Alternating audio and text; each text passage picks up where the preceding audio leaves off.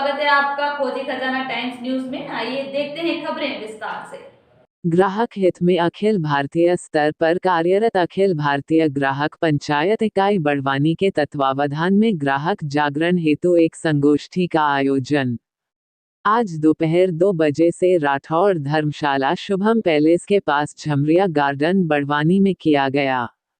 ग्राहक पंचायत बड़वानी के राजेश राठौड़ एवं सचिव यशवंत सुल्ताने ने बताया कि इस संगोष्ठी में कुल 3 सत्र किए गए, जिसमें प्रथम सत्र में देवेंद्र दुबगे अध्यक्ष ग्राहक पंचायत इंदौर डिजिटल अर्थव्यवस्था एवं ब्राह्य आक्रमण, दूसरे सत्र में गोपाल स्वामी प्रांत सचिव स्वर्ण जयंती समिति ग्राहक पंचायत स्वरोजगार के नए आयाम एवं तृतीय सत्र में सुहास पुंडलिक विधि प्रमुख मालवा प्रांत ग्राहक पंचायत ग्राहक हितैषी कानून और ग्राहक सुरक्षा इन विषयों पर मार्गदर्शन प्रदान करेंगे एवं जिज्ञासा समाधान किया गया। राठौड़ और सुल्ताने ने बड़वानी नगर के अधिकाधिक ग्राहक बंधुओं से इस कार्यक्रम में शामिल होकर ग्राहक जागरण का लाभ लिया। उन्होंने धन्यवाद एवं आभार माना। कार्यक्रम के अंत में विभिन्न प्रकारों के बैनर तले नारे लगाते हुए रैली के रूप में राठौड़ धर्मशाला से निकाली गई। जिला चीफ ब्यूरो शकील मंसूरी की रिपोर्ट। मैं एक सामान्य व्यक्ति हूँ, कोई खूबसूरत नहीं हूँ, लेकिन कभी कभी ऐसा होता है कि मेरे को फेसबुक पे एक जवान सुंदर बिल्कुल हसीन कन्या की बिल्कुल आएगा मैसेज, फ्रेंड रिक्वेस्ट। स्वाभाविक है, नए व्यक्ति को दोस्ती करना, नए व्यक्ति को मिलना जुलना एक सामान्य व्यक्ति की रुचि का विषय रहता है। आपने उसको जोड़ लिया, तत्काल वो कहते कि आपको व्हाट्सएप नंबर पूरा चैटिंग चालू कर देगी। बढ़िया ऐसे हो जाएगी एक करोड़ जैसे कि आप बिल्कुल वर्षों की मित्र हो।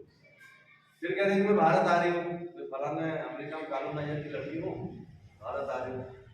आप सोए लो, हम सुबह होते कि मैं एरोड्रम पे आ गई हूँ, दिल्ली के शांतापुर एरोड्रम पे, और फर्स्ट और कस्टमर ने रोक लिया, वो नंबर चालू हो जाएगी। ये फलाने इतना 1000 रुपये का कस्टमर ड्यूटी देना है, तू बिठा रखा। अब आप कहेंगे मेंटली इतने जुड़ जाते हो, सकते थे कि यार बच्चे वहाँ परेशान हो, लड़की क्या विदेश की लड़की। ये हमारे बच्चे ग्राउंड में तो जाते नहीं खेलने, तो हम यही क्रिकेट लगाते हैं, मोटे से ये चौका है, ये छक्का और ये गोल। ऐसे ही पूरी खरीदारी भी हम इसका कर लेते एक क्लिक पे, चाहे अमेरिका से खरीदना हो, चाहे यहाँ के लोकल मार्केट से खरीदना हो। इसीलिए हमने फिर हमको मजबूरी में नारे लगाना पड़ा कि ये ब्रांडेड है क्या, ये स्वदेशी है क्या। अभी तक नकली मावे की हमने खबर सुनी थी कि नकली मावा मिलता है, अभी मुरैना में दूध में बड़ी मिलावट हो रही है। आज तक हमने सुना ही नहीं था कि चॉकलेट में भी मिलावट होती है। तो फिर हमने इंदौर में एक ऐड डलाई और उसको पता चला कि क्या परिचय आपका? गोपाल स्वामी, मैं स्वर्ण जयंती महोत्सव में मनाया जा रहा उसका मालवा प्रांत का सचिव आज बड़वानी में हमारा उद्देश्य इसी हिसाब से जो हमारे उसमें स्वरोजगार को ऐसे बढ़ावा देना है ताकि स्थानीय स्तर पर बच्चों को अगर अच्छा समझते हैं वो बिना किसी श्रम क्षेत्र में उसका लाभ मिलेगा। यही क्या परिचय आप? मैं सुहास पुंडलिक, मालवा प्रांत विधि ये आज कार्यशाला की संगोष्ठी थी बिहार पंचायत की, जैसे हमारे आप बता रहे थे, क्या बताने का मुख्य उद्देश्य ये था कि एमआरपी यानी मैक्सिमम रिटेल प्राइस, कानूनी रूप से इसको यही बोलते हैं कि अधिकतम खुदरा मूल्य, यानी इससे ऊपर नहीं लेना, लेकिन इससे कम तो लिया जा सकता है। ग्राहकों को मोल भाव करने का पूरा अधिकार है। सबसे बड़ी विडंबना ये है कि सबसे ज़्यादा समाज पर जरूरत पड़ती है कुछ निश्चित खरीदारियों में, जैसे कि दवाइयाँ खरीदना है तो उसकी एमआरपी देखेंगे आप तो बहुत ज़्यादा है, तो उनको हम प्रयास करते हैं कि इन पर मोल भाव करें। इसका कोई कमीशन फिक्स नहीं होता, मोल भाव करेंगे तो उनको कम रेट में मिल सकती है। जेनेरिक दवा की ओर प्रोत्साहित करते हैं। ताकि जेनेरिक दवा खरीदेंगे तो उनका एक बहुत बड़ा जो खर्च है वो कम हो। लागत की बात आपने की कि लागत मूल्य निर्धारित होना चाहिए। हमारी सरकार से मांग है कि लागत मूल्य घोषित हो। यदि लागत मूल्य घोषित होगी तो देश में क्रांतिकारी परिवर्तन होगा, ग्राहकों की जेब बचेगी।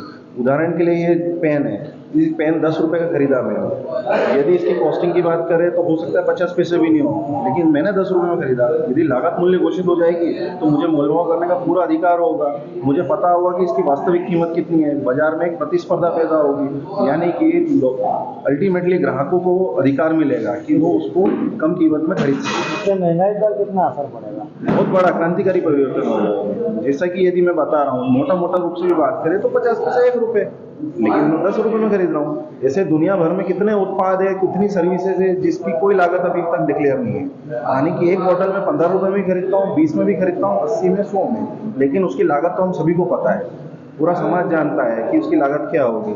लेकिन सिर्फ पैकिंग करके उस पानी की बोतल को 20 रुपये से 100 रुपये तक में बेचा जाएगा, तो ये तो सरासर अन्याय है ग्राहकों के साथ। अच्छा, होलोग्राम का क्या महत्व है? मतलब होलोग्राम का हॉलमार्क तो सोने चांदी की जो वस्तुएं होती है उसमें हमें ये चेक करना चाहिए, 6 यूनिट का उसका कोड होता है, BIS मार्क होता है। हॉलमार्क ये सरकार के द्वारा अनिवार्य किया गया है, यानी कि शुद्धता की गारंटी जो है वो हमें इन मार्कों से ही मिलेगी। यदि इस पर ये मार्क नहीं लगे, इसका मतलब हमें ये खरीदारी नहीं करना चाहिए। अच्छा, यदि उपभोक्ता को शिकायत करना हो तो किनसे संपर्क करें?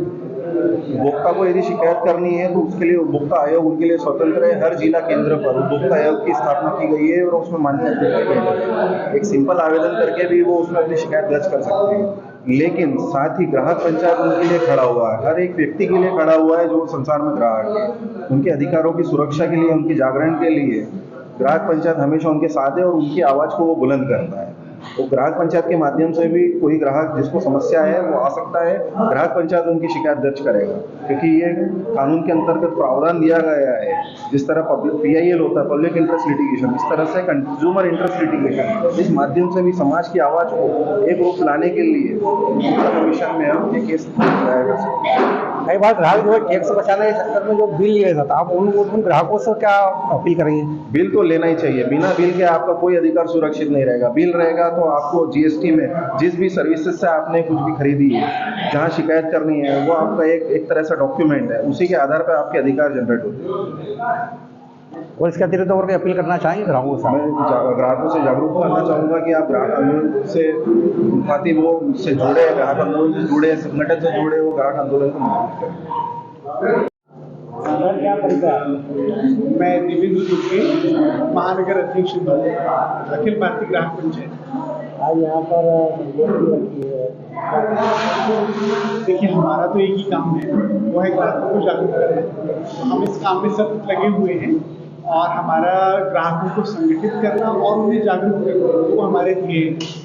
ये ग्राहक पंचायत का 16 जयंती वर्ष है। हमारे ऑर्गेनाइजेशन जो NGO है, इसे 50 साल पूरे हो गए और 50 साल पूरे होने के उपलक्ष्य में हम जनता तक अधिक से अधिक लोगों तक पहुंचने का प्रयास कर रहे हैं, ताकि हम उन्हें जागरूक कर सकें, उनके अधिकार बता सकें और उनको जो लूट होती है, जो कभी उनके साथ धोखा होता है, बेईमानी होती है, उससे बचा जा सके। क्या है, जब तक जागरूक नहीं होगा ग्राहक, तब तक अपने अधिकार नहीं मान पाएगा। इसी विषय में हम लोग जागरूक करने का प्रयत्न करें।